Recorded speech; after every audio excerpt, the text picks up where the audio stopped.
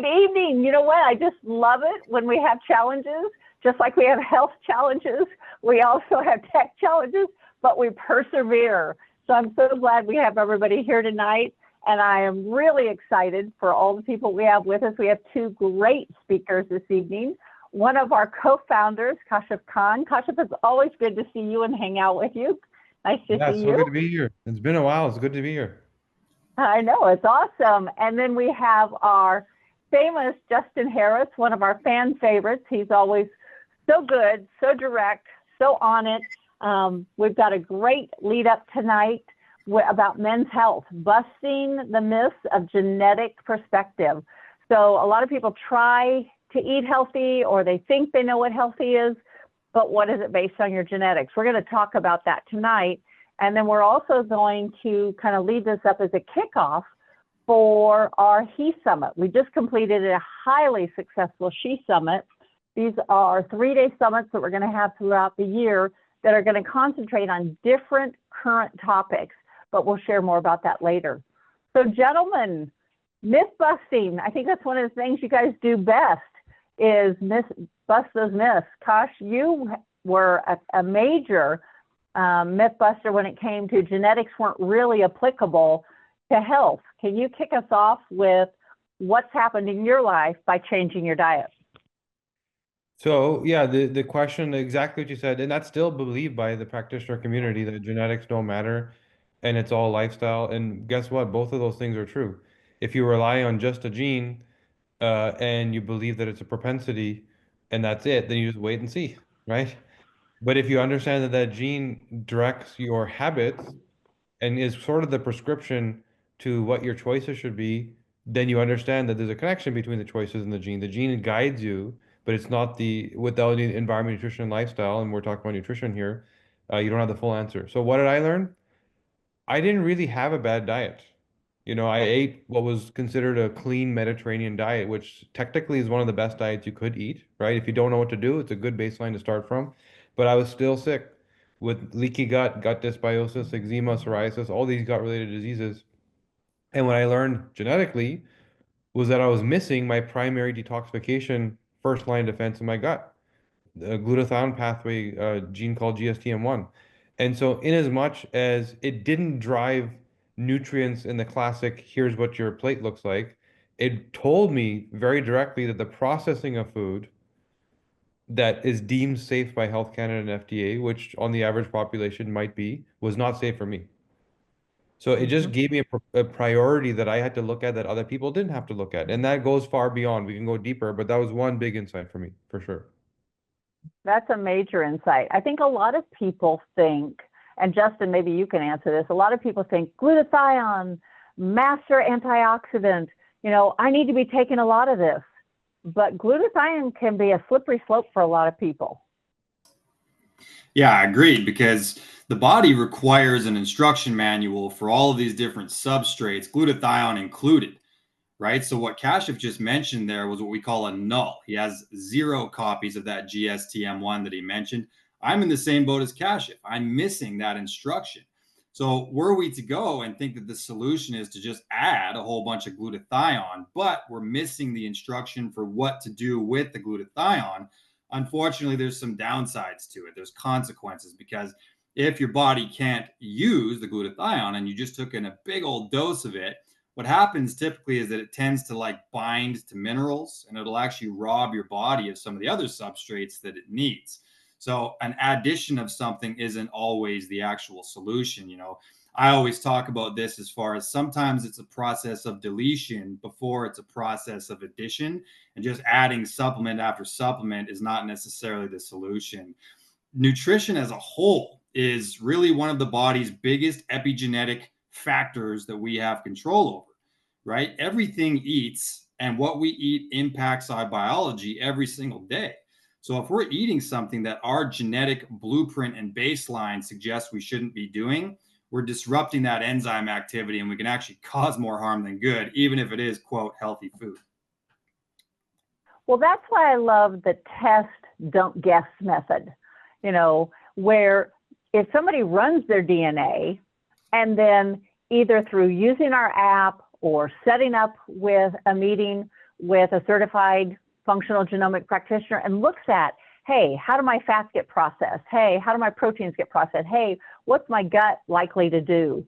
But like Kasha said, you know, he was eating a basically clean diet, but he didn't have a way for the body to utilize it. It doesn't matter how much good stuff you throw in if the body can't use it. It's like having a ton of tires, a ton of transmissions, a ton of doors, but where are the wheels? If you can't get the wheels on the car, it doesn't matter how great and sexy it looks from the outside, it's not going to go anywhere. So speaking of going anywhere, where's the next place that you would have somebody go when they're trying to look at, well, what diet's right for me, Cash? So it's definitely the macros. And I think there's a misconception where when somebody does a process like this, whether it's gut microbiome or DNA, whatever it is, it's like the expectation is, please tell me what to eat, right? Tell me what I'm supposed to eat.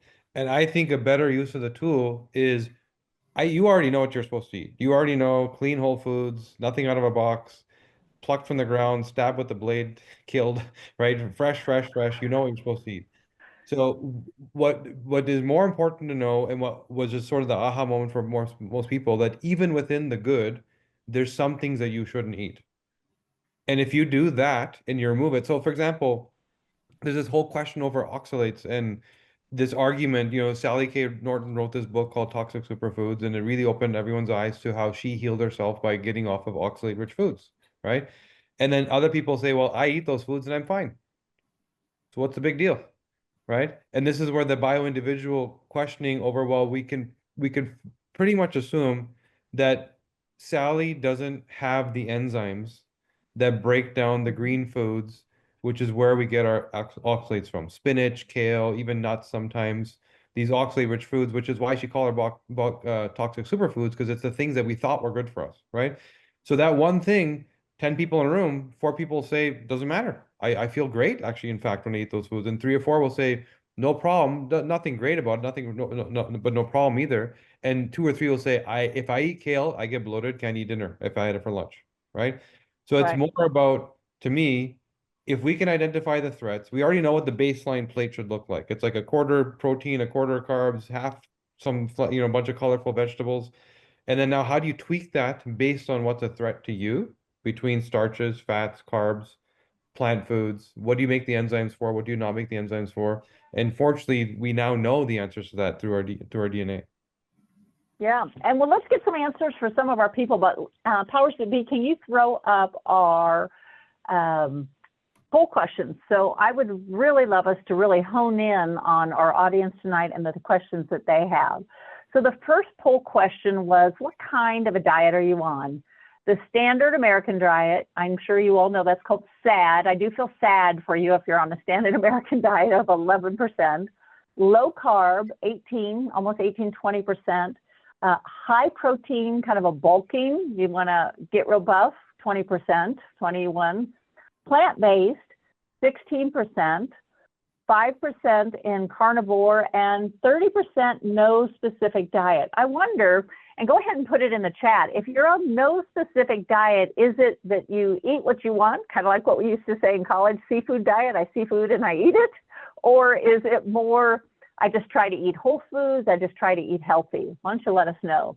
So, you know, there's actually a real good balance of people trying a lot of things. And I think that this is real indicative of what we see in society. You've got a smattering here, and Cash, like you just said, some people are like, I eat oxalates, I have no problem. Some say, I can't even touch an oxalate. I can't look at an oxalate without getting a kidney stone.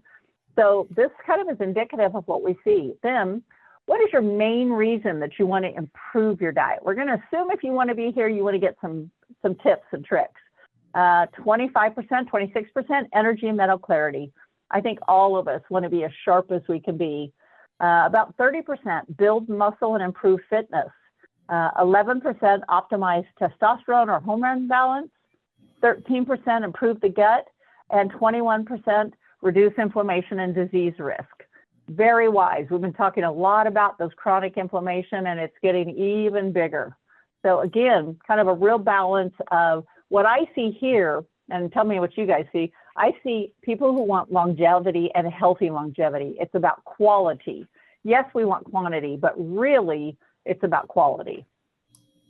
The third, are you currently experiencing any diet-related issues? Yes, we've got some brain fog and some fatigue, 16%.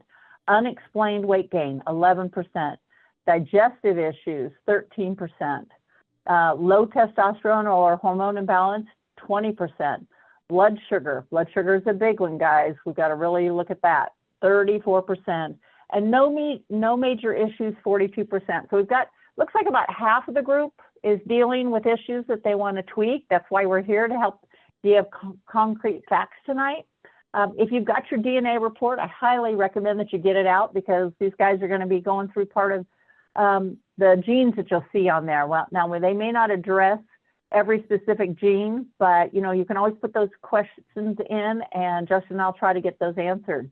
And what age group do we fall into? We've got 8%, 31 to 40. Good job, you're here early. Preventative, I love it. 11%, 41 to 50. 20%, 51 to 60.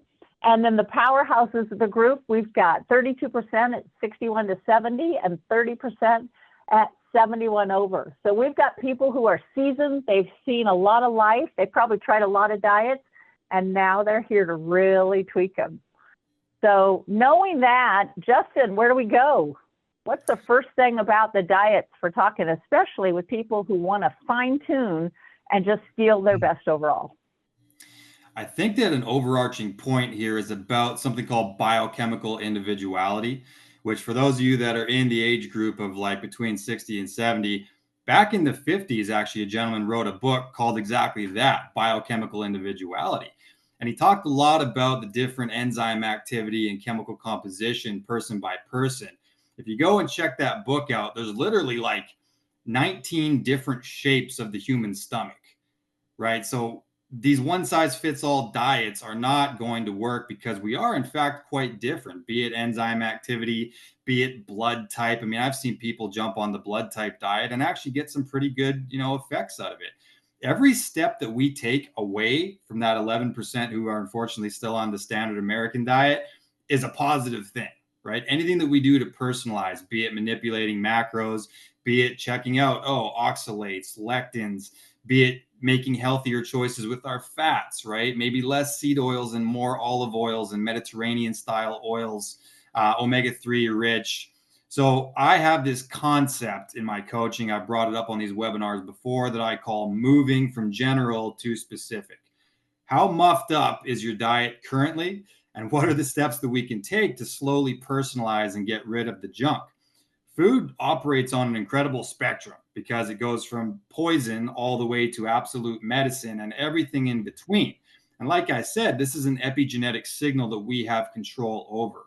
So I typically will give them a little questionnaire on our first consult, and I'll say, what does a typical day of eating look like for you, right? And how many meals? Are you fasting? Are you hydrating prior to doing that? How much coffee do you drink, right? And we sort of get into the weeds there. And then I find the little areas to steer it toward what's genetically appropriate. You might be on a Mediterranean diet, but you might be on a higher carb version of that, or a lower carb version of that. And maybe you're someone who digests starches really, really well. So maybe we have to add in the sweet potato, the rice, etc. When we're talking about genes, we're really talking about enzyme activity. And there's other ways that you can personalize it beyond that if you still have issues.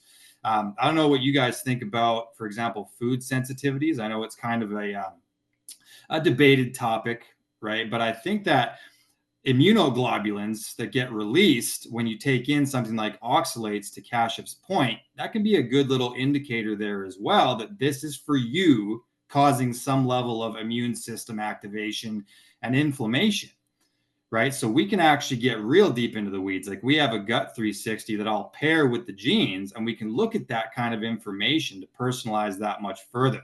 Because a vegetable isn't just a vegetable, and a carb isn't just a carb, a fat isn't just a fat. So these are entire, consultations that we do just about nutrition.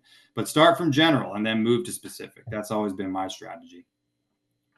Just based on what Justin was saying, maybe it gave me a thought around, especially when you enter the gut, around So when you're trying to do something, whatever it is, usually there's a goal or outcome in mind. And that's often what we're lacking when we're thinking about nutrition and diet. We're thinking far more about the process, like what am I supposed to eat, as opposed to what when I finally am eating properly and my body is metabolically healthy, what does that look like? What does that feel like? And what then happens to my diet?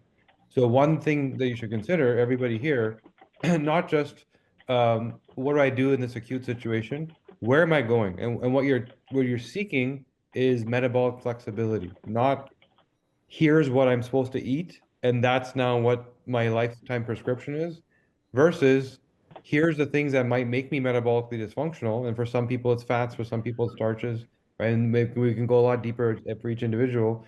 And if I very strictly clean things up for a while, I'm going to achieve a level of metabolic flexibility where the things that used to bother me don't bother me so much, right? And I may need to do that regularly at some level of maintenance, right? And now I can go on the weekend and have ice cream with the kids and not have to think about it twice, right? And the same applies to the gut itself, which is why, when you see a 15-year-old eat an entire cheesecake, why can they still see their feet the next day? When all of us here, we look like we ate an entire cheesecake or three, maybe, right? So what's the difference? And as you age and not maintain your gut microbiome, the beneficial bacteria that helped you plow through that cheesecake when you're 15, you don't have that anymore, right? So what Justin was saying about the gut, prompted a thought of me where there's Akkermansia, Lactobacillus, Bifidobacteria. There's very important bacteria strains that are very actionable, and it's not a big mystery, right?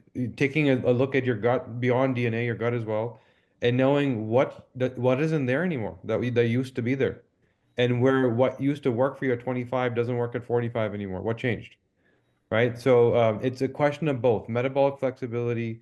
My metabolism is now able to tolerate more by once in a while adjusting it, and also gut microbiome. Let's repopulate and maintain so I actually have the machinery operating at full capacity here, so I can plow through things and not have the negative outcome. So that actually leads to another thought for longevity, and is fasting. Can I get you guys to give me some feedback on what you think about fasting, intermittent fasting, Victor Longo's work with the food-based fasting? What do you guys think? Wet fasting, dry fasting? Justin, what do you do for fasting? Yeah, so I mean, fasting, as far as this conversation surrounding metabolic flexibility, I think fasting is one of your primary tools for helping improve that. Like it's really useful. I always say that food is information, and sometimes we need to take a break from yesterday's information before we pile today's on. The healthier that you can get your gut microbiome, the less overall food sensitivities and things you're actually going to have, because the terrain itself matters a lot there. And your capacity to assimilate nutrients, I mean, all of that is dependent on your gut. So I think that giving your intestines a chance to actually clear out by taking a break and perhaps compressing your window, I really think it's useful. We've had a lot of webinars just about fasting because there's so many ways to do it, right? There's OMAD, there's alternate day fasting. You can do the big long fasts. There's ways to modify it, like a bone broth fast, a BP coffee fast, essential amino acids. I mean, there's tons of ways that you can modify so that you have the right plan for you. My current strategy is actually very simple. I do a 12 and 12, and it's not a crazy thing to do because, frankly, I work out too much. That's just a fact. If I worked out less, I would probably do more of a 16 and 8 or prolong my fast. But for me, there's a minimum when it comes to caloric intake because I overtrain, right? That's my personality. I do it. I do things to modify it so my nervous system is still regulated, and that is not advice I'm giving you. But for me, a 12 and 12, and then now and again, I'll go ahead and hit a 24 when I feel appropriate. If it's like I have a bit of brain fog or I just feel, bogged down from the protein or whatever, then I'll hit a 24 and my body tends to reset itself. Cash, if I'm guessing you have a different strategy than I do. Well, I guess my strategy was very similar to yours, and I also train a lot, not as much as I used to. I want to train more. I'm just trying to find the time on the schedule, right? But I used to train a lot more, like daily. And yeah, 12 and 12 worked. And what I'm doing differently now is it's not a fixed schedule. So I'm more responsive to training level, stress level, not to create additional stress, right? Uh, also, sort of what happened on the weekend with the kids type of thing, right? And playing a little bit of cleanup. And so what I've learned is feeling good is sort of variability and diversity in how I fast. Meaning today you saw me sip some water. That was the first thing that went in my mouth today at 6:14. It's a religious fast I'm doing today, but it's something that I would do regularly anyway. So today is going to be one meal, 6 p.m. and that's it, right? Well, 7 something once I get off this call and do another webinar, so it's going to be more like 8 o'clock, right? So first, the one and only meal of the day. And on a couple days a week, I'll actually eat through the whole day. You know, and I know because I will wake up unusually hungry on that day, and I'll just do it, right? I'll do it. So I found that the diversity is giving my gut a break. One longer fast, just like Dustin does. I'll try and hit a full 24 hours or a single meal as a minimum. A few days of intermittent, and if a few days of just eating well, right? And I find that when and you'll see this in your DNA reports for everyone listening, but especially women that are more estrogen dominant, this is something you want to consider where biohacking and longevity research is mostly done on men, right? It's men researching men to solve men's problems, and so often doesn't work for women. So just think about that, and you know you might be a little more sensitive to the daily intermittent fast. And it's the same thing. And why do I bring that up? Because the exact same thing is true for men. There are men that are more estrogen dominant, right? There are men that the estrogen hormone creates more of a sort of worry response versus a warrior response when it comes to overdoing the stress, which will mean fat retention over time, the exact opposite of what you're intending. So look at your hormone profile to understand a little bit better, right?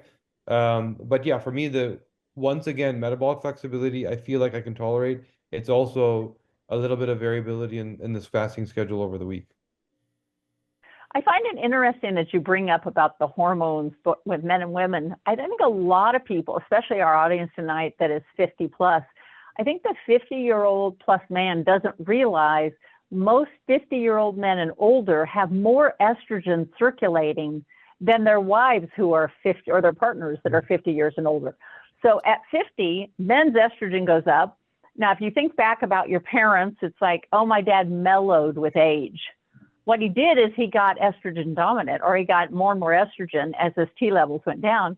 And then women's estrogen goes down and their testosterone goes up and they get feisty. It's like my mom got so feisty the older she got, you know? So we do this kind of swap. But a lot of times that also comes with a relaxation, but not necessarily a sense of vip and vigor. So I think if you're working with your PCP, or if you've got your DNA test so that we can look at, could you be estrogen dominant as a male? And then what are things that you can do in your diet? You know, eating soy in an estrogen dominant male is not a good idea. And people who are all plant-based, I had some plant-based tonight, tend to have a lot of soy or soy isolate protein. That's going to lead you more toward an estrogen dominance. So you may have a philosophical conviction toward that, but let's look at different protein sources that isn't going to soften, you know, that you still can maintain your masculinity. And while we're bringing up masculinity, if you don't know, we are going to have March 18th through the 20th, a HE Summit. It is going to be a very hormone-dominated subject, but it's also going to be about erectile dysfunction. And I know that can be a very sensitive topic. It's a very emotional topic, but we have Kashif going to be on there. We have Justin going to be on there. We have 2 or 3 other experts that really are going to get to the core issue and realize this is not necessarily a hormone issue. It's not necessarily an emotional issue. There are physiological reasons, and we have answers. So we, in the chat tonight, you can see we've got an early bird special, 25% off. There's no code or anything you need. We know guys like to keep it simple. Just if you sign up for it, you automatically get that 25% off. I think tonight is the last night for that, so we want to make sure that we're looking at that. I'd like to switch topics a little bit and say, the rave in the biohacking community right now is carnivore, carnivore, carnivore. So what do you guys think about this whole carnivore craze? I'll start on this one, Cash. I know we both have opinions on it. I think carnivore is the ultimate elimination diet. I think that a lot of people can have success with it. I think that generally it's something that I only recommend as a short-term strategy because your genes really have to be in alignment with it if you're going to prolong it. We're made out of meat, and I think that eating meat is generally a good thing because that's a predominant source of B vitamins. There's creatine in there. There's a lot of micronutrients in there. And it's very useful for activating mTOR, and sarcopenia is a really big problem, right? So we do need to have a baseline amount of protein. In my experience, animal proteins tend to have less gut disruption than plant-based proteins. That's a general statement I'm making. That may not be for everybody. I think that there's a pretty big difference between carnivore and like animal based, right? Just like there's a difference between like plant heavy Mediterranean and vegan, right? I'm pretty hesitant to recommend the extremes of either side of that spectrum because in general, I mean, humans are meant to eat plants and animals, but there's a big spectrum involved there. Paul Saladino, Dr. Saladino is definitely one of the bigger voices in that movement. And even he was on a strict carnivore diet for a period of time, and he found that he was having heart palpitations and things like that over time, and he had to add some carbohydrates back in. So again, for a lot of people, it's a shorter term strategy that can help identify certain intolerances, but sooner or later, you may have some issues with alpha diversity in the gut from not having any plant matter. Some people don't do as well without having any fiber in there. So I think that there's some value to it. I think there's value to pretty much every diet except for the standard American diet, but it's not something I recommend generally. I think it's more something I modify with people to be reasonable. Cash, I'd love to hear what you got to say about that.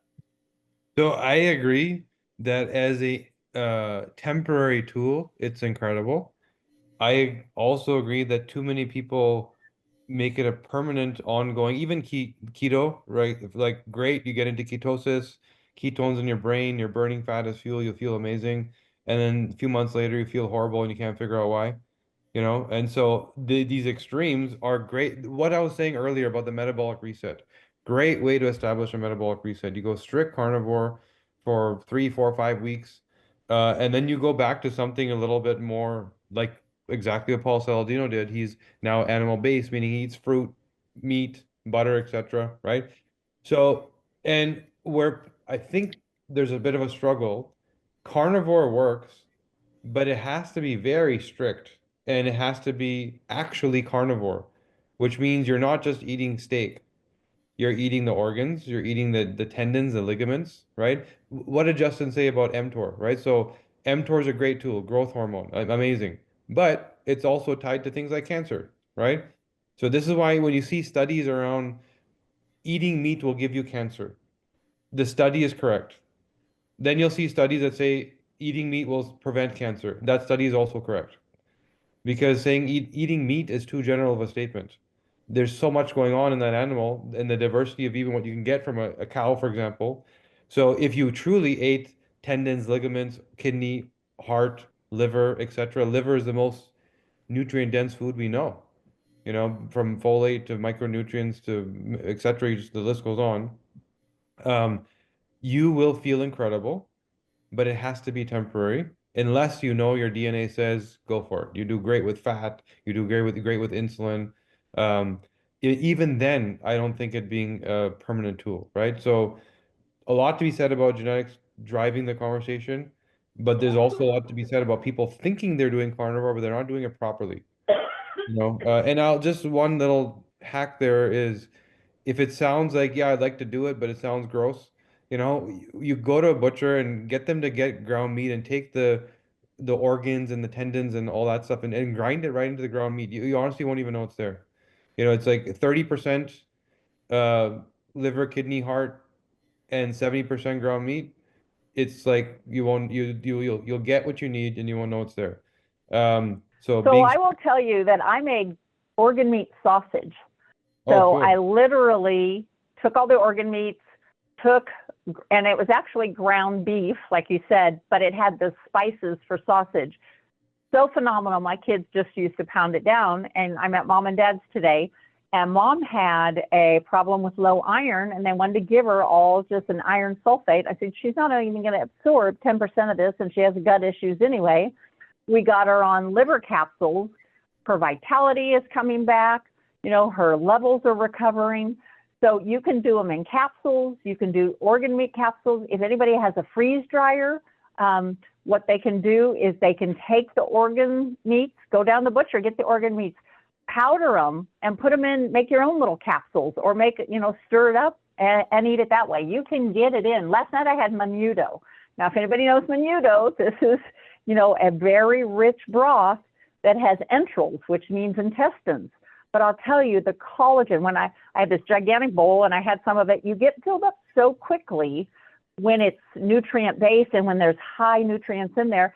And then when I went into the fridge this morning, it was gelatinous. It shook like Jell-O. That shows real, that's hyaluronic acid and collagen and all the other nutrients in there. That's real food, people. And that is going to nourish your body like you wouldn't believe. And that bovine collagen is so good for your gut. Mhm. You know, Justin mentioned earlier, some people do like a bone broth fast, for example. Mhm. And one of the key outcomes, which may be unintended, but what you get is it literally heals your gut lining and gut wall, right? Mhm. It's a very good ingredient to do that with. So another layer of, you know, how to use the tool properly, let's say. Mhm. I love it.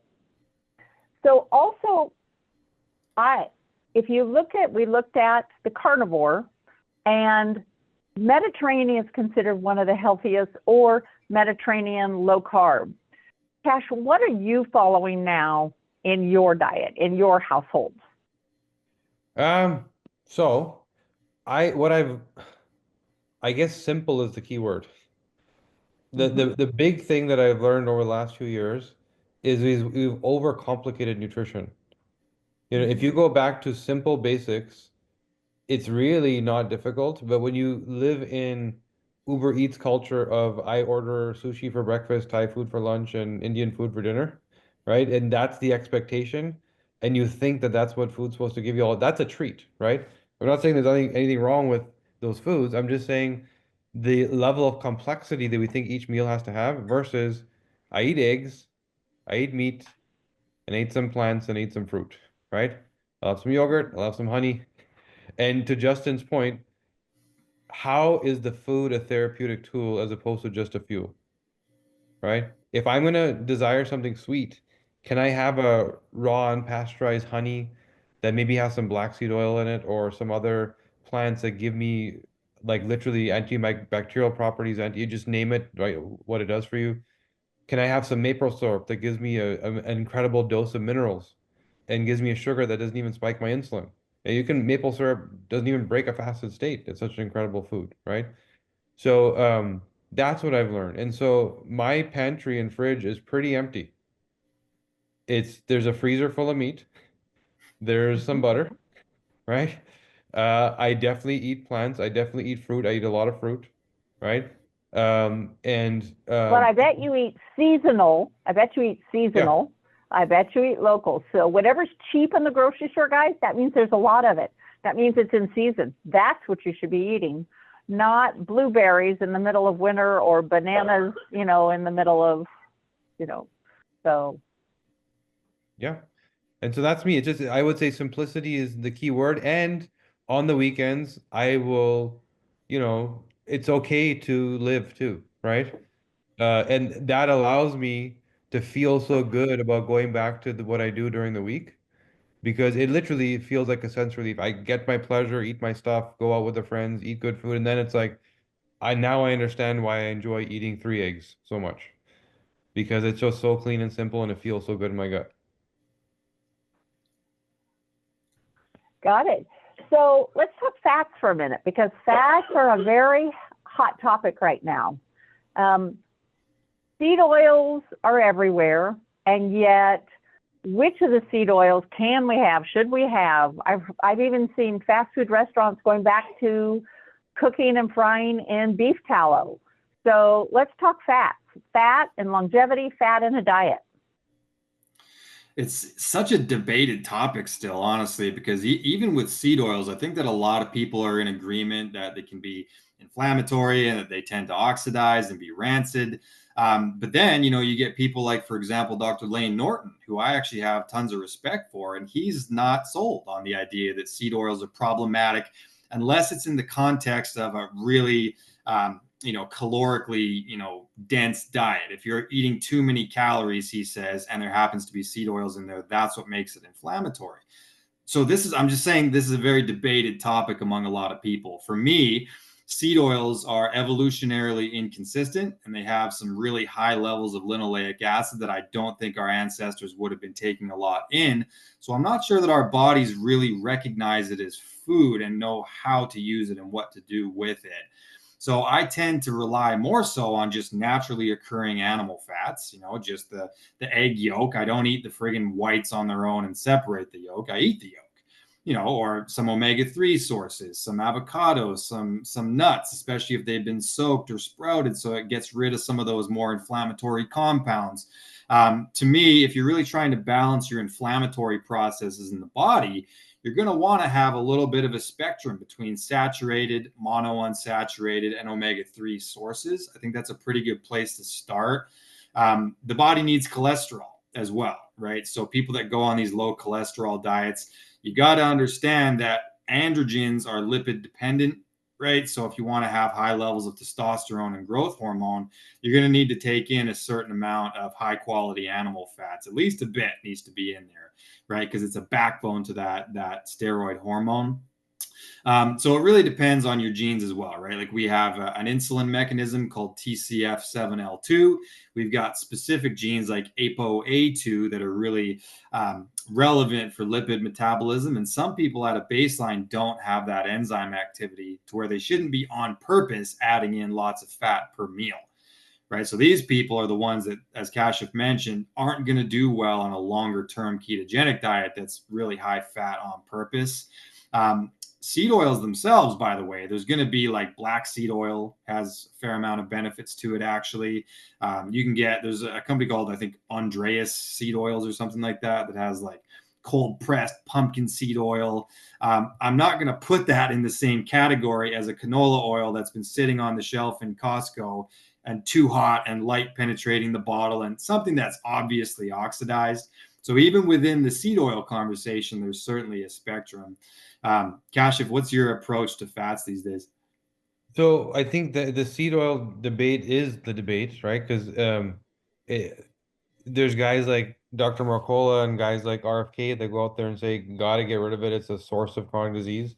I remember going to Mercola presentation once, and he had charted out all this data around here's when seed oils got introduced, here's when these diseases happen. Look at these lines, they're all very consistent, right? So, and he charted out some of the science too, like the linoleic acid you mentioned. Think of like your gut as it's not a lining or like a wall. It's a bunch of what are called tight wall junctions. So think of like little Lego pieces stacked up against each other, right? And those are permeable, which is where the leaky gut comes from. And linoleic acid, the actual structure of it molecularly goes into your gut, embeds itself into the gut wall, and opens up these tight wall junctions. And so not only causes inflammation, not only degrades or inflames the tissue, but literally opens it and creates this leaky gut. So that now seed oils in general, most of them were from flaxseed, blackseed, things like this, normal foods, right? It's the canolas and the highly refined stuff that are very rich in linoleic. And not only that, if you were to see what it takes to make that product, you wouldn't touch it, right? There's things in there like hexane, for example, that I don't understand how is allowed in a human body, right? Canola, by the way, isn't even a plant. Canola doesn't exist. So there's something called a rapeseed oil, or rapeseed plant, sorry, which oil is extracted from, and you'll see this in certain foods, rapeseed oil. And there is a form of rapeseed that was used to make industrial lubricant, car lubricant, right? And some Canadian scientists said, if I can figure out how to make this edible, I can double business for these manufacturers. And that's what they did. And so canola stands for something along the lines of Canadian low oleic oil. Something that's an abbreviation. It's actually an abbreviation for a technical term of a genetically modified plant, and it doesn't even exist. So that's the big conversation, is if you understood what it took to process it and get it into the state that actually is on the shelf, you would not touch it, right? The tallows and the fats, etc., great. Understand how nutrient dense they are. So if you take ghee, for example, and people will say, okay, I'm swapping out my vegetable oils. I understand that maybe that's what's wrecking my gut. I'm going to start using ghee. Okay, good start. And then you start using the same amount of ghee as what you use with the canola, not realizing how dense it is in terms of its nutrient value, fat value, caloric value, right? And if you just throw a drop in the pan, just watch it expand and cover the whole pan, right? So that's one thing to consider too, that they're not all the same caloric intensity and density, right? But yeah, I've used, what do I use now? Butter. I'll once in a while I'll use tallow.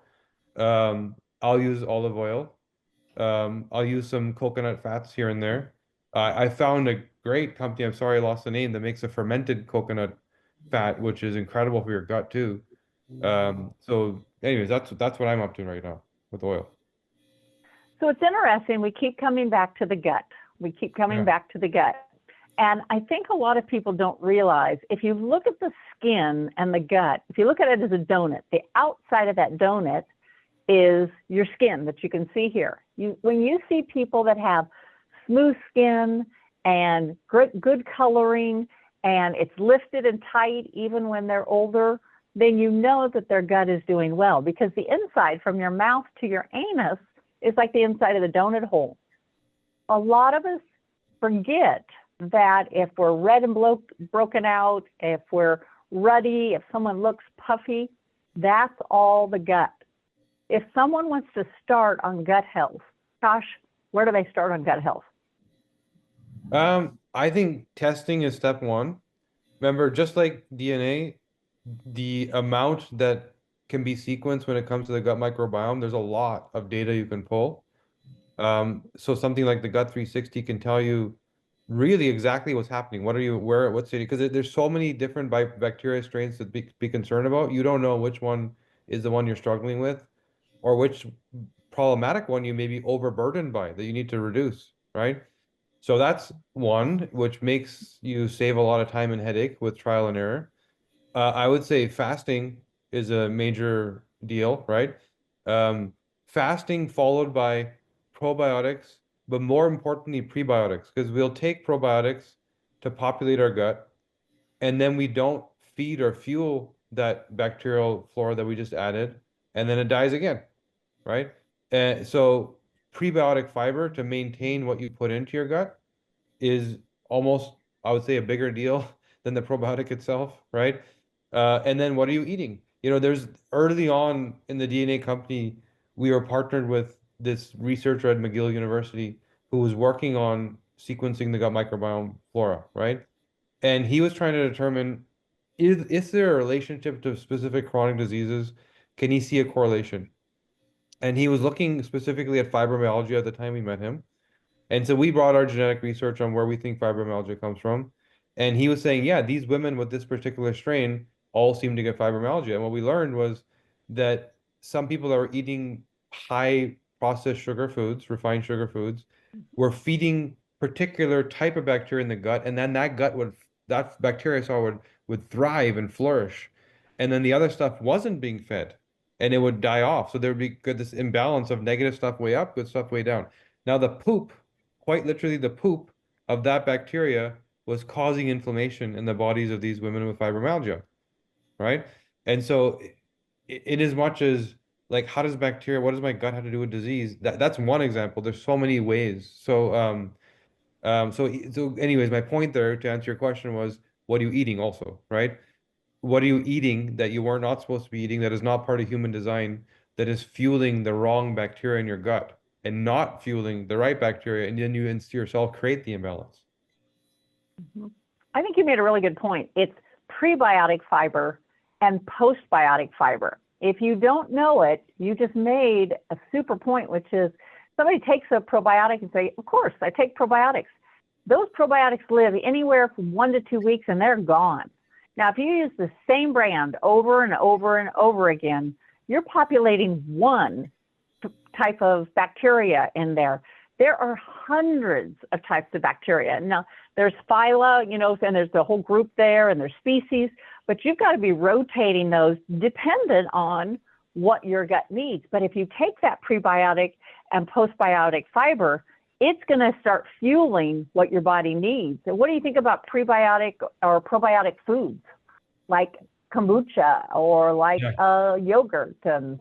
So that's one thing I forgot to tell you that's in my fridge when you asked earlier, right? So kombucha, some kind of fermented kimchi, sauerkraut type thing, try and get it in, right? I found exactly what you said, that I found particular brands, particular flavors that I liked, and what was initially helping me started to become a problem because I started developing a bit of a monoculture, not realizing that, hey, here's this kombucha that I love, the right flavor, it's clean, everything is going well, but what's in it is the only thing I'm putting into my gut now. Right. And so when I started switching up brands and switching up flavors and whatever, I went back to feeling good again. That's good.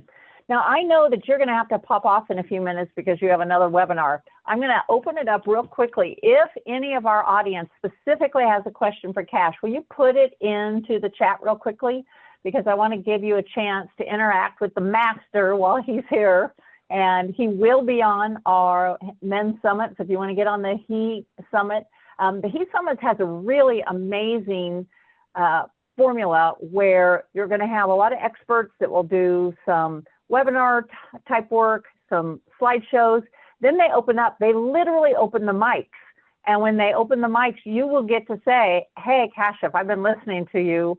What about this? And talk to him. Or you'll get to say, Justin, I love it when you, and what about this? So if anybody has a question before Cash is going to jump off, Nina says, my cousin has fibromyalgia and has asked for advice. Do you have any food? So we were just talking about that fibromyalgia. What do you recommend, Cash? Well, first look at estrogen toxicity. Like what's the root, right? That's the other half of the story. And your DNA 360 will tell you about that. And really cutting out starchy, well, like more refined sugar foods and the seed oils we are just talking about. Those are the two things that are going to wreck your gut microbiome. But this is an area also I would say Justin thrives and knows far more than I do, you know.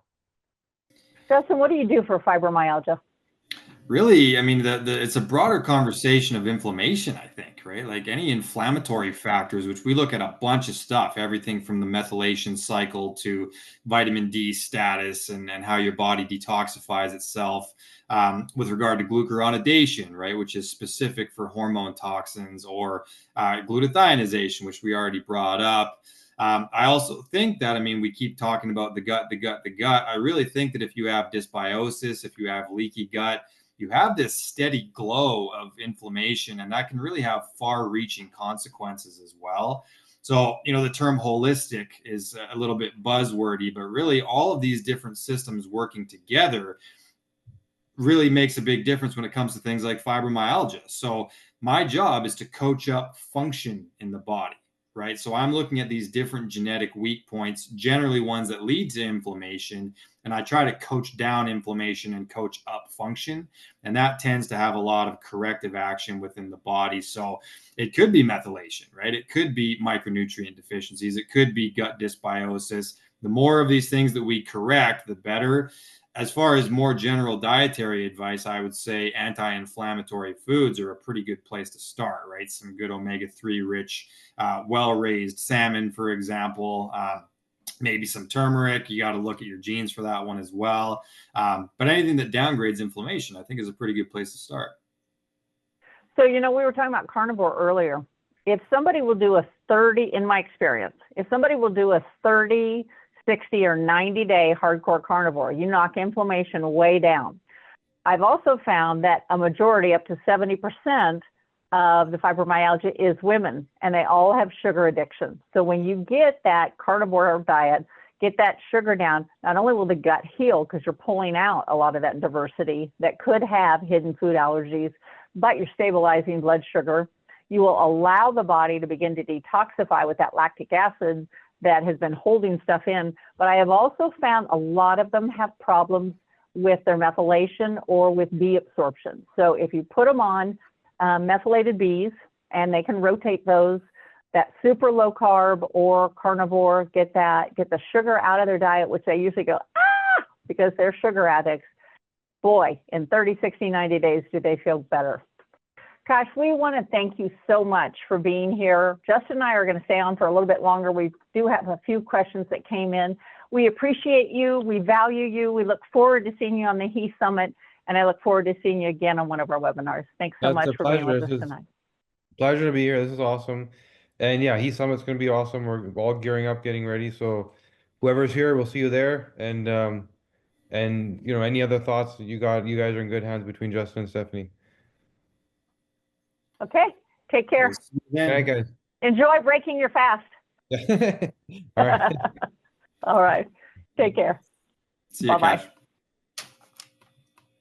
So Justin, we do have a couple questions that came up, and it is that top of the hour time where we can start getting these questions. In the chat, one of the questions that came up was from Maurizia. She said, for someone who is estrogen dominant, should I avoid all plant-based diets?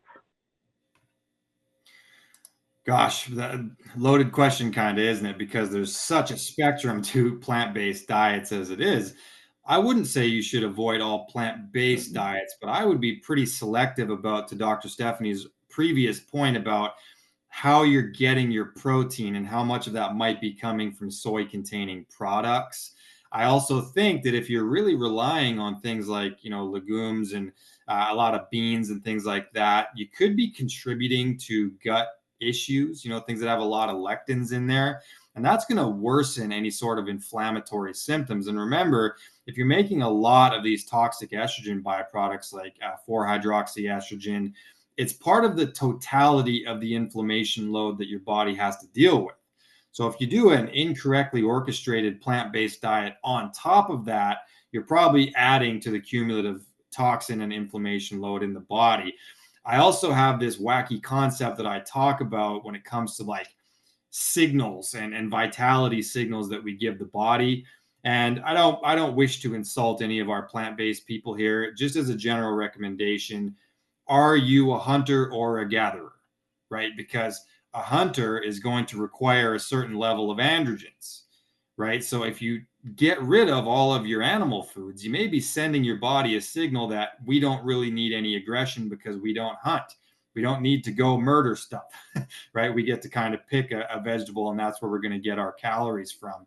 So I would be careful about a strict vegan diet if you're worried about estrogen toxins, frankly. But plant-based is a broader term where you can incorporate maybe some fish, like a pescatarian diet. That's pretty much plant-based, but you get a little bit of eggs, a little bit of fish, and you can do pretty well on it.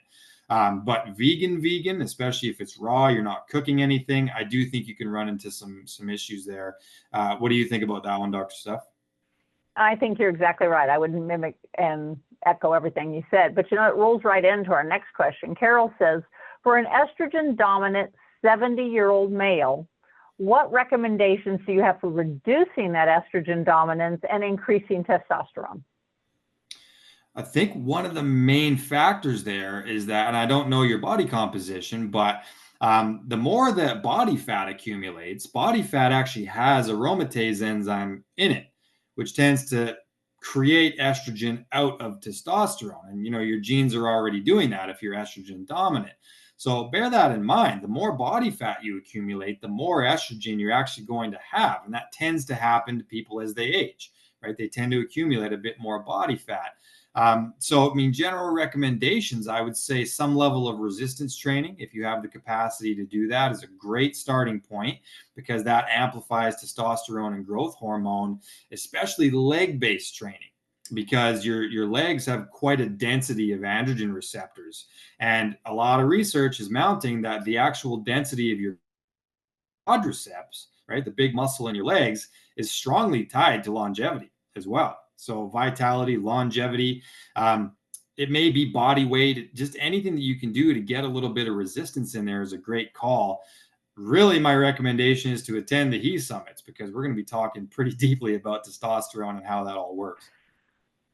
Yeah, and I love, you used a really big word earlier, sarcopenia, and we have a very educated audience, so they may understand sarcopenia, but that means muscle wasting. You have got to have your strong muscles if you want to have strong longevity. And if you look at the blue zones where people live to be the longest, it used to be thought that it was their diet that actually contributed to their longevity. And just in the last 2 years, that has been debunked, that all the diets are different and the data was analyzed incorrectly. And they're now saying it was its movement. Most of these areas are high altitude, so that stresses the cardiovascular system. Most of these people garden every day. They walk up and down these mountains to get to and from town. The stress on the body, get out and walk. If you don't want to have, a raised potty seat, you've got to keep those quads strong. If you want to be able to get in and out of a car, you've got to be able to have glutes that are strong. Like you said, those are the biggest muscles in our body. And yes, people love to have those great biceps, but it's really the hips and glutes that you have got to maintain if you want to have healthy longevity. So yeah, love it. Next question is, how does a young 33-year-old woman get fibroids and miss menstrual periods? Where do we start to cure the symptoms instead of endometriosis surgery? So Roberto, I might take that one because I don't know that Justin's into fibroids. That's yours. I would bet we've got some estrogen toxicity going on here, and we've got hormone imbalance. There are 3 things that we need to think about. One, anybody who has endometriosis or fibroids is having a toxicity. The body is unable to clear. This is a perfect example of someone who needs to get a DNA 360 and then have a follow-up consultation, because the DNA 360 is going to give you the blueprint. We're going to look at the pathway potential, but then someone like myself who works with hormones, we are going to do a follow-up test, probably a Dutch test or some other hormone test to see which pathway. So we've got the blueprint, like you've got a blueprint on your house, but once the house is built, do you make it country? Do you make it modern? Do you make it retro? I mean, we've got to see the pathways that are actually working. Western medicine, and I'm Western medicine trained, but then more Eastern medicine or natural medicine dominant. Western medicine says, doesn't work, cut it out, you won't miss it. Of course you'll miss it. Your body is meant to have all its pieces. Now, in some cases, it's important to cut it out. But if we can lower that estrogen dominance, if we can open up those detox pathways, there is a potential that what we can do is get that to subside and really help that person get back in balance. Because my concern would be at 33, maybe they haven't had their kids, maybe they're trying to preserve to have kids, and we want to make sure that they have those options. So I would say DNA 360, if you haven't done that, would be a good one. Now, Justin, in our Q&As, and I love that we're getting more and more questions. Greg put in earlier, you were talking about the glutathione genes. He put in, what are the optimal or suboptimal versions of GSTM1? Yeah, so and I've got them pulled up if you don't have them. Yeah, and it's not so much a version conversation, because it's actually not something that we measure as a SNP. Right. So when we talk about these single nucleotide polymorphisms, that's the little letters. That's what the kind of code looks like. And that would be a version of the gene. With the glutathione gene, specifically the GSTM1, which is associated with gut detox, as Kashif mentioned, it's what's called a CNV, right? A copy number variation. So how many did you get from your parents? You can have 0, 1, or 2 copies. This one actually has a bit of a nuance to it. Modern context, because you would think on paper that 2 copies would actually represent the full version of the gene. It does, but we found that tends to represent an over-aggressive glutathione profile at the level of the gut. We know what we've done to the food supply, right? Glyphosate and all this bull crap. So we're eating food and our body is actually kicking on an immune response if you have 2 copies of GSTM1. And what can happen is it can lend itself to a further wearing away of that gut wall that we've been talking about tonight. So that tends to be the beginning of what you would call leaky gut. It's actually hyperpermeability is what it's actually called. And that tends to be the beginning of any number of autoimmune conditions, inflammatory symptoms, etc. So 2 copies is actually over aggressive. Then you can have what Kashif and I have, which is 0 copies. So it's a null. Me too. Completely missing. Okay, and Dr. Steph. Yeah. Well, all 3 of us, the clinicians here, are missing the GSTM1 gene. And that represents a total other problem because it means our gut at a baseline doesn't detoxify as well as we would like. In our ancestors' day, 2 copies would have been likely just fine because everything was whole food. There was no such thing that you would eat that wasn't a food from the earth. 1 copy is actually that happy middle ground, right? So if you go into your glutathione profile and you see 1 there, one of your parents gave you a copy, one of them did not. That's actually what's considered the ideal format, modern context, because you're getting some detox capacity, but it's not over aggressive and it's not a complete null where you have to support the heck out of it the way that Dr. Steph and I do. Yeah. And I'm going to do a quick follow-up to that. Greg had another question. So what is the best source of glutathione? And my functional doctor wants me to be on some. So do you have a preferred version of glutathione that you like? Yeah, I mean, really the more sulfur containing veggies are a pretty good place to start there, right? I mean, it depends as well on your capacity to, if you have like a sensitivity to certain vegetables, then we're taking 1 step forward and 1 step backward with regard to glutathione. But generally, the sulfurous kind of vegetables are pretty good with precursors of glutathione. Typically, honestly, if you have detox issues, it's something that we're going to look at more of a supplementation standpoint, right? Like N-acetylcysteine, alpha lipoic acid, selenium. Those are all those precursors. Glycine. So N-acetylcysteine, yeah, and I'm going to slow you down a little bit. N-acetylcysteine often is known as NAC. So if you're looking for a supplement, NAC is going to be a little more gentle. There are some nano supplements, which I like because a little goes a long way, especially if you don't process a lot. But can you talk about GSTT1? Because GSTM1 means we're not going to grab it and be able to detoxify, but people have to be very, very careful. You've got to look at your GSTT1 too. Yeah, and GSTT1 is really considered kind of the big brother or sister of the glutathione gene family, more of a master regulator because it's at the level of the liver. And we all know that that's one of the liver's primary positions is detoxifying the body. So once again, we measure GSTT1 as a copy number variation. So you can have 0, 1, or 2 copies.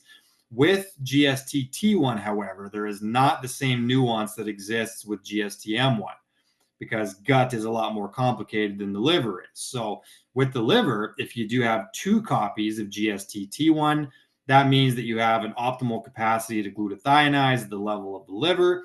And were you to supplement, you can go ahead and use glutathione.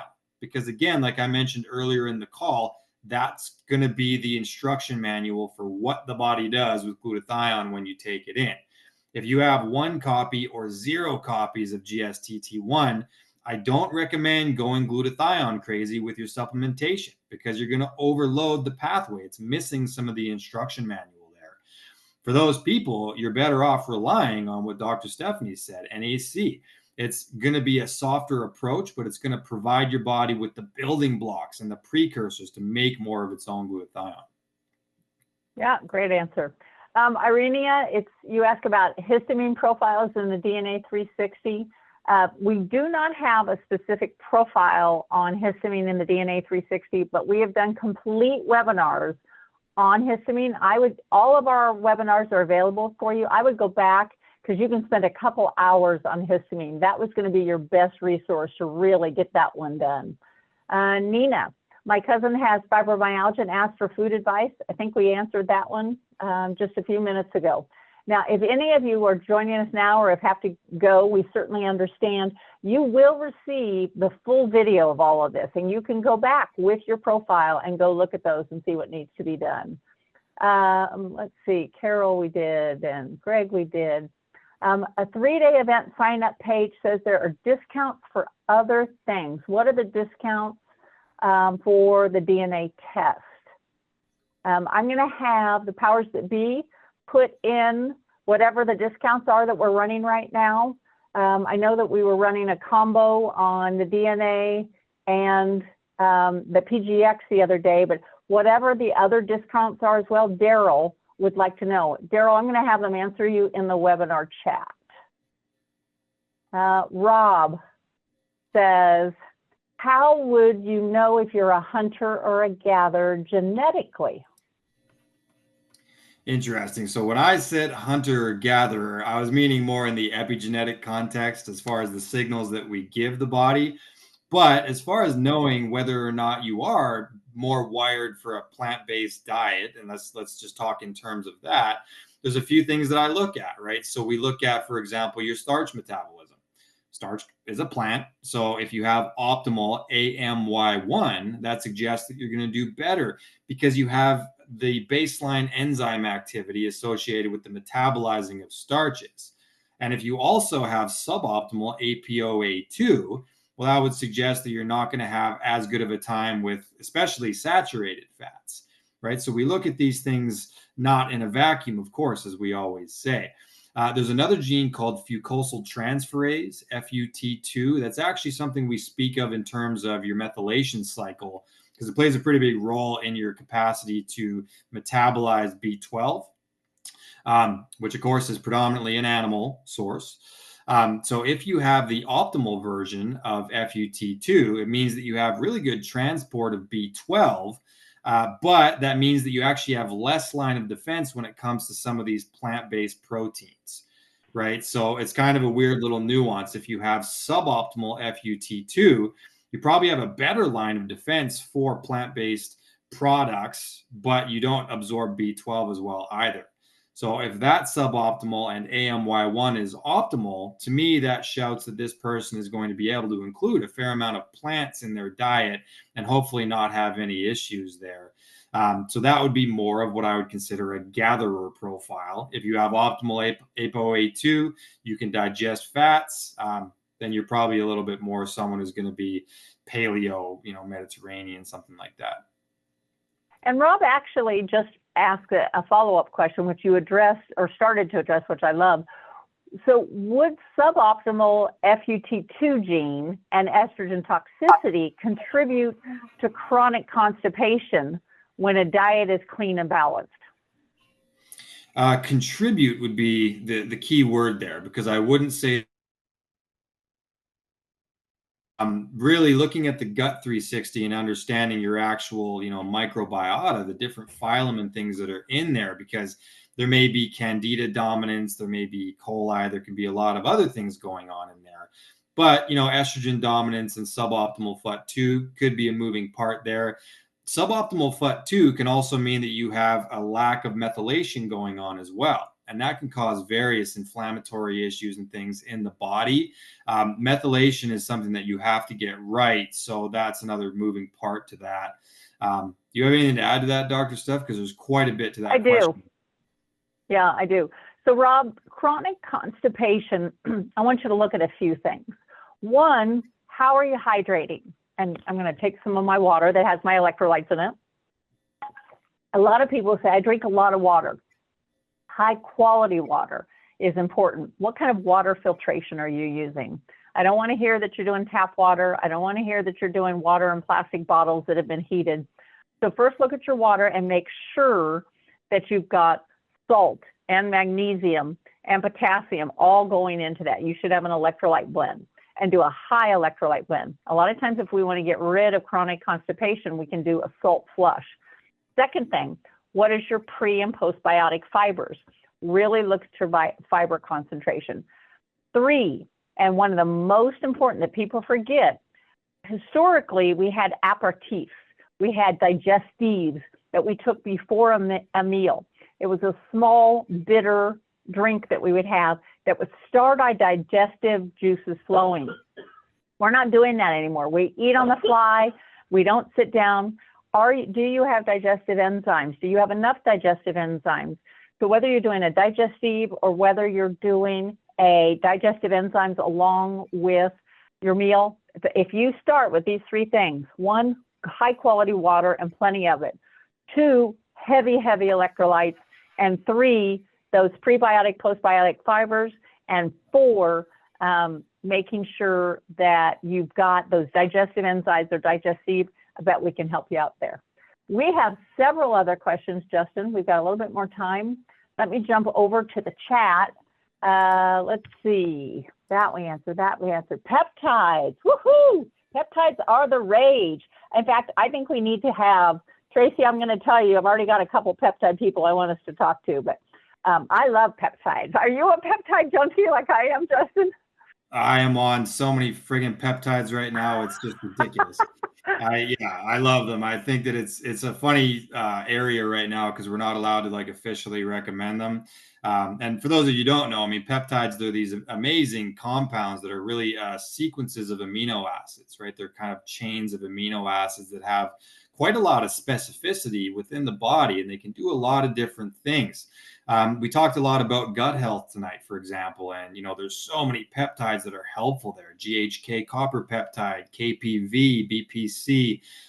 These are really strong compounds that I think are a really emerging body of research. You can use them to repair your brain. You can use them to amplify growth hormone signaling. I mean, there's a lot that you can use them for. I'm curious as to the sources that you found, Dr. Stephanie, because I'm all on board if you're able to bring some of these people on. We'll definitely bring him on. Yeah, what do you mainly? I think the thing about peptides, the most common thing that people would understand is insulin is a peptide. And why does a body need insulin? Because it's a storage hormone. And so if your storage is dysregulated, you've got to add them to your body. So what we're learning about peptides, another peptide you may have heard of is a GLP-1. So the Ozempic, the Mounjaro. And why are these miracle drugs? They're miracle drugs because they curb your appetite. They have rapid weight loss. They help your body regulate. Now, there are some downsides too, where it can slow down your digestion. It can slow down and your bowels become kind of funky, gastritis. But we're learning these regulations. There are peptides for immune support. There's peptides for liver healing. There are peptides for skin. I use the copper peptides to really help my skin stay tight. I'm in my early 60s. And I feel like my skin is still really elastic and resistant. There is BP 157, which they call Wolverine, because it gives you just this energy and this sense of ability to my vip and vigor is back. So we will be bringing out, I hope, some affiliate relationships with some peptide experts. Most of the time, I will warn you that peptides are injectable. However, there's a couple companies that have been able to stabilize them, and now they have them in oral capsulation or in powder form, and I just think they're fabulous. Okay, so then we've got Q&A.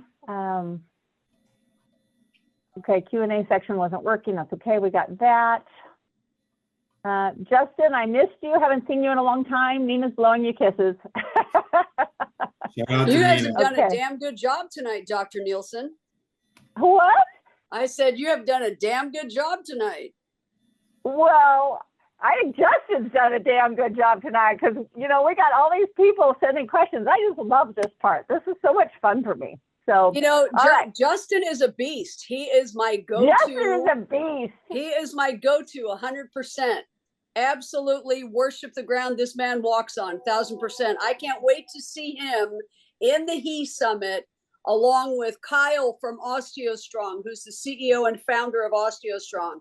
We've got Dr. Nuzard from Regenemax, which is one of the most respected clinics in the area of erectile dysfunction. Of course, we have Kashif, one of our founders. We're very excited. This is going to be a great night, but we got my boy Justin leading this whole thing up. Every time Justin and I have a tea time, and I'll say, man, dude, you rocked it. Let's do this again. And he's like, absolutely. So, okay. And if you guys didn't know, that was Tracy, our CEO, chiming in. And I know, Tracy, you saw that there are some messages for you. So I'm all over it. I already sent Barbara You are all over it. Okay. You know I am. Aren't you always? Yes, ma'am. Yes, you are. Thank you. We appreciate you. Okay, Maurizia, what should my diet be then? I was wondering, I was recently faced breast cancer, which has left me feeling really confused. I made lifestyle changes about 9 years ago. I went plant-based, lots of soy. And after DNA 360, I discovered I'm estrogen dominant, androgen dominant, so you're co-dominant, and estrogen toxicity.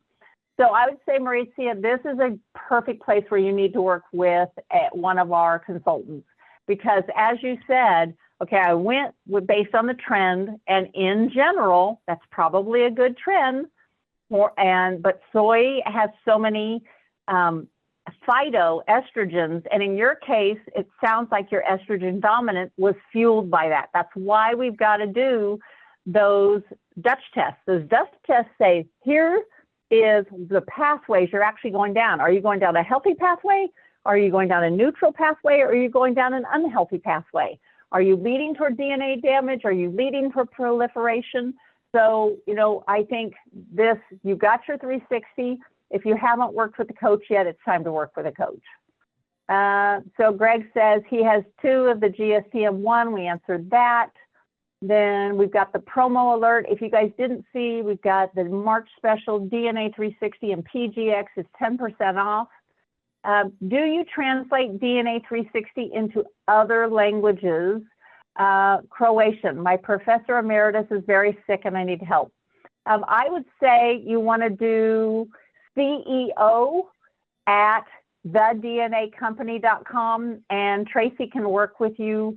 Tracy is our CEO that you just heard from. I don't think we have Croatian, but I bet we could find a way to, you know, either use our English version and maybe have a translator that you could have on a call, but they'll find a way. We get very creative to help you solve our problems, because solving problems, getting you from A to B is really what we love to do. All right, so I recommend him to the DNA company. He's the 2% highest cited scientist. I don't know if that was you, Justin, or somebody else, but okay. George says, George says, I'm on peptide NUT, BPC 157, Wolverine, TB 500, IPA, Tresmorelin. You are, George, you're a beast. We love you. Where do I get peptides? You can Google peptides, and there's a bunch of peptide companies. At this point, I don't think we're making a personal recommendation.